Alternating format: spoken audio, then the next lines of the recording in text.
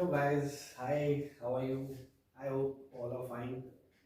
Guys, again I extend my heartiest gratitude towards the people who have subscribed to my channel, and um, your love and affection will surely motivate me to do better things in future in this channel. तो guys आज का topic जो है वो एक simple सा topic है जो कि कभी कभी इतना कॉम्प्लिकेटेड हो जाता है कि उसको एक्चुअली सॉर्ट आउट करना थोड़ा सा मुश्किल हो जाता है due to procedural lapse, due to procedural issues.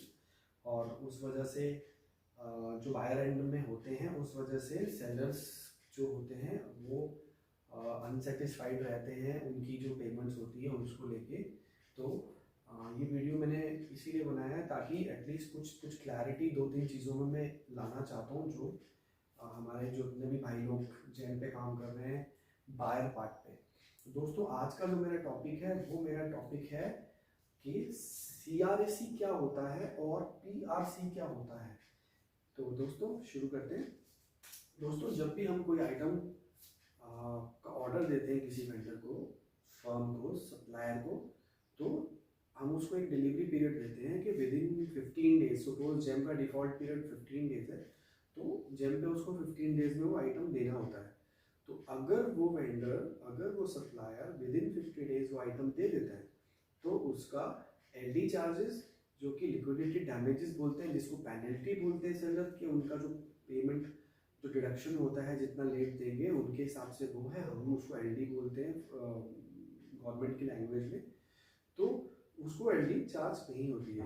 लेकिन अगर वो 15 डेज के बाद 16 डेज कर देगा तो वो उसको एलडी चार्ज होना शुरू हो जाती है, दैट इज 0.5% पर वीक। और जब तक वो नहीं देगा, जितने हफ्ते डिले करेगा उतने हफ्ते उसको 0.5 प्लस होता रहेगा उसके टोटल कॉन्ट्रैक्ट वैल्यू पे। तो बट क्या होता है कि मैं बताता हूँ कंफ्यूजन कहाँ आती है कि जब हमारे भाई लोग काम करते हैं जिम पे तो कभी कभी प्रोसीजरल नॉलेज की, प्रोसीजरल लैप्सेस की वजह से, इनसफिशिएंट नॉलेज की वजह से वो डेट्स को मिक्सअप कर देते हैं।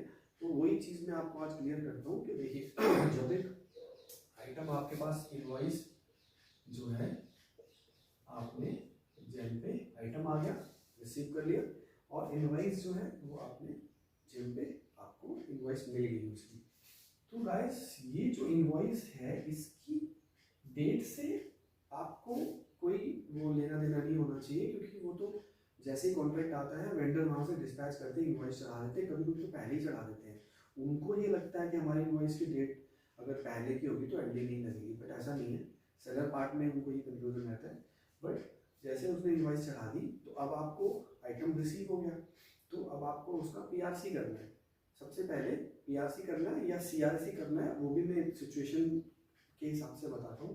आपको इनवॉइस आई, सपोज करो 15th डे आपको इनवॉइस होगी आ गई, 15th डे जो उसको आपने दिया था डिलीवरी प्लेस का लास्ट डे, तो आप उस दिन उसका पीआरसी कर देंगे। अगर आपके एंड से, ठीक है, अगर आपके एंड से दो ऑप्शन आते हैं, पीआरसी एंड सीआरसी, देन उसके बाद सीआरसी होता है।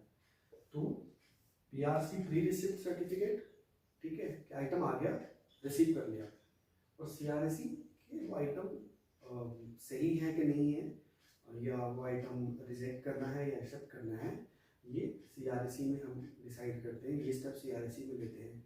तो क्या होता है कि जैसे पीआरसी आइटम आपको रिसीव हो गया 15th डे, ठीक है, उसने अपने टाइम पे दे दिया 15th डे।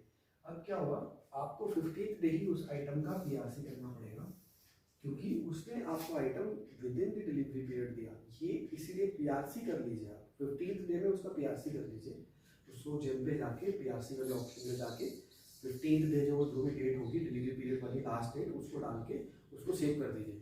तो इससे क्या हो जाएगा कि आपकी जो पीआरसी होगी वो 15th डे में शो हो जाएगी। तो इसका मतलब उस वेंडर का आइटम आ चुका था 15th डे, तो वो एलडी उसको चार्ज नहीं होगी, ठीक है। उसके बाद आपको अगर 15th डे लगता है, 15th डे आइटम चेक कर लिया आपने और आपको लगता है कि आइटम इज ओके, आपने जो यूजर सेक्शन था उसको दे दिया, जिसका भी आइटम था उसको चेक करवाया, उससे साइन लिए, या उससे सेटिस्फैक्शन अगर वो सेटिस्फाई है, आइटम ओके है, तो आप 15th डे भी इसका CRAC कर सकते हो, ठीक है, बिल प्रोसेस कर सकते हो। अगर सपोज अगर उस आइटम को चेक करने में टाइम लगेगा, ठीक है, और 15th डे वो आइटम चेक नहीं हो सकता, तो 15th डे के बाद वो चाहे आप 2 दिन लीजिए 3 दिन लीजिए, लेकिन आपको 10 दिन के अंदर रिसीविंग के 10 दिन के अंदर CRAC उसका करना पड़ेगा। तो उस हिसाब से आप जल्दी से जल्दी उस आइटम का चेक करवाइए और दूसरे तीसरे दिन जो भी है उसका CRAC जो है जनरेट कर दीजिए। अगर वो आइटम एक्सेप्टेड है तो CRAC जनरेट कर दीजिए, अगर वो आइटम रिजेक्टेड है तो CRAC में उसको रिजेक्ट करके आपने ये चीज़ भी मैं आपको बताना चाहता था कि कई बार कंफ्यूजन होता है कि जैसे सप्लायर का आइटम आपके पास है वो रिजेक्ट हो गया, तो उस आइटम का क्या डिस्पोजल है। तो उस आइटम को सप्लायर को विदिन 10 डेज अपने खर्चे पे उस आइटम को वहाँ से लोकेशन से उठवाना है। ये बायर प्रेमाइसेस बायर जो होते हैं उनकी जिम्मेदारी नहीं है वो आइटम भिजवाना, ठीक है, वो सेलर को ही अपना आइटम वहाँ पे 10 दिन के अंदर अंदर उठाना है। तो उसके बाद क्या है, जैसे रिजेक्ट हो गया तो वेंडर अपना आइटम उठा लेगा और आपने CRAC में उसको रिजेक्ट कर दिया, अगर एक्सेप्टेड है तो एक्सेप्ट कर दिया।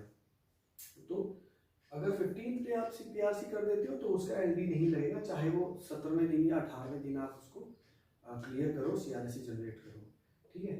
और रिजेक्ट है तो फिर तो रिजेक्ट है। और I mention the supplied part कि वो supplier, it is the responsibility of the supplier, it is the responsibility of the seller to pick up his item from the vendor premises, from the buyer premises, and जो भी उसको है लेके अपना चले जाए, ठीक है।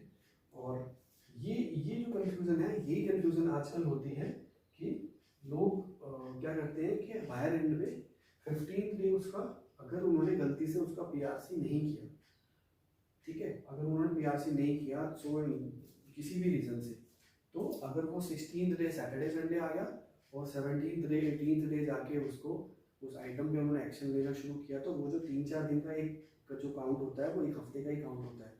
तो उसमें क्या होगा, उसमें सेलर को LD लगेगी।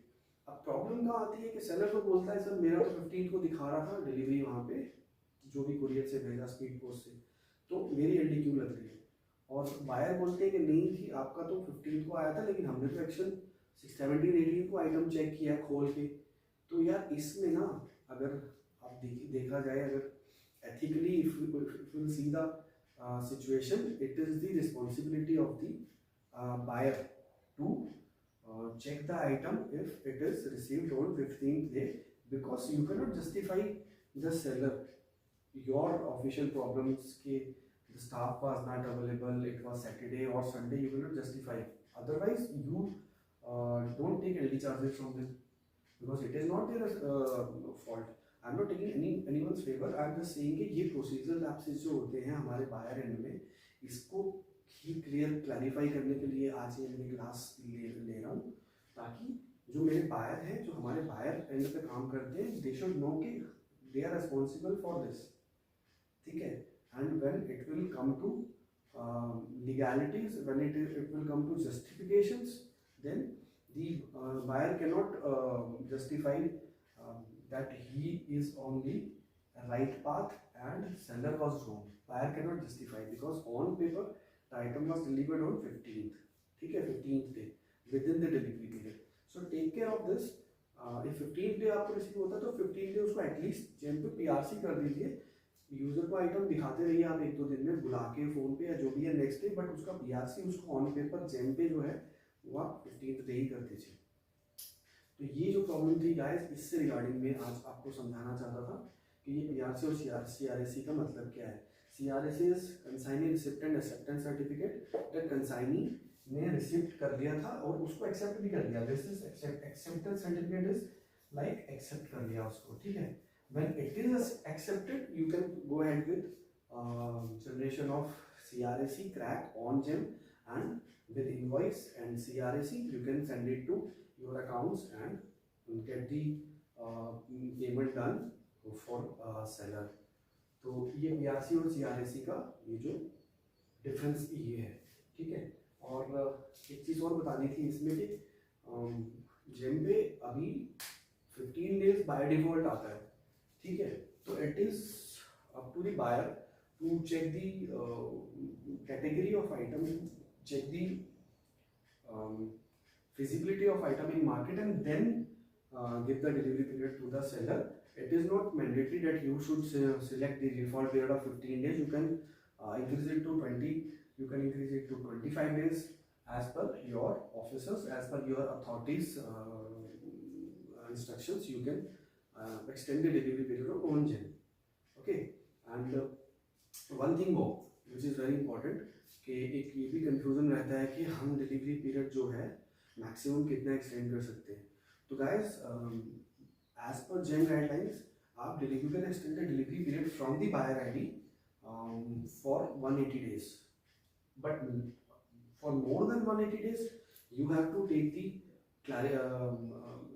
approval from your this CFA. You need the approval of CFA if you will extend the delivery period for more than 180 days. Up to 180 days you can extend the delivery date from the buyer portal with the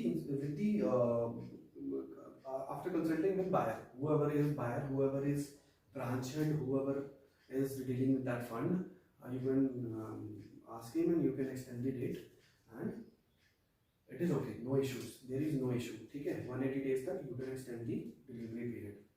So guys, ये एक तो crack and दूसरा ये delivery period extension, ये है।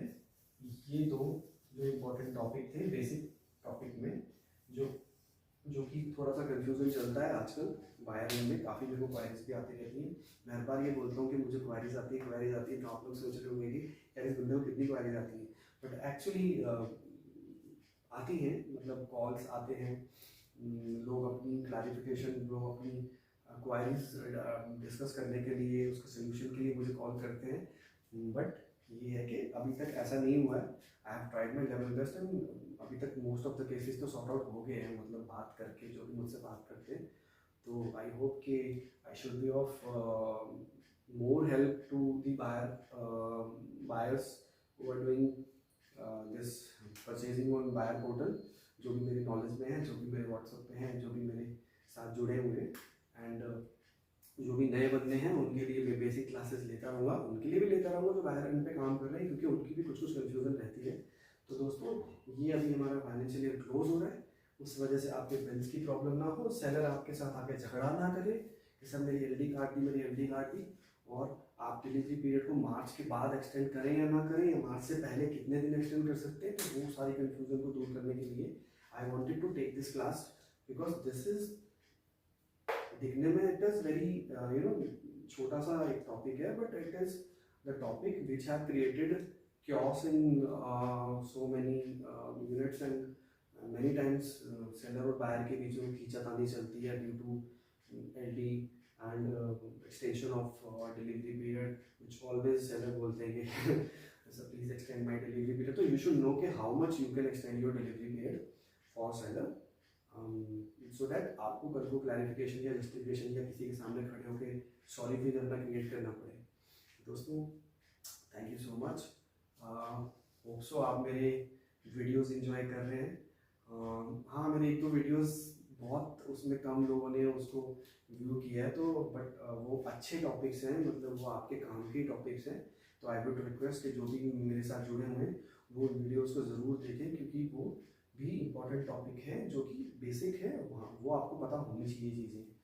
And बाकी बीच में थोड़ा सा एंटरटेनमेंट का डोज तो मैंने डालना शुरू कर ही दिया है, होप सो वो भी आपको पसंद आएगा। Thank you so much and keep the same spirit. I will keep up with all the good things for this channel. Thank you so much.